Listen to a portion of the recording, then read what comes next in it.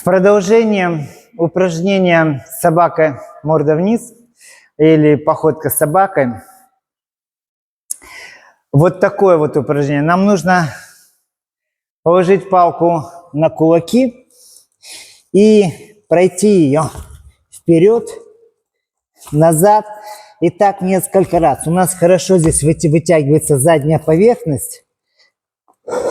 Очень прекрасно. По возможности выпрыгнуть назад и также по возможности впрыгнуть вперед.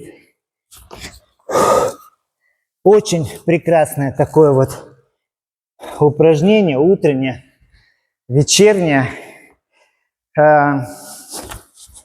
Вышли назад, не получилось, получилось.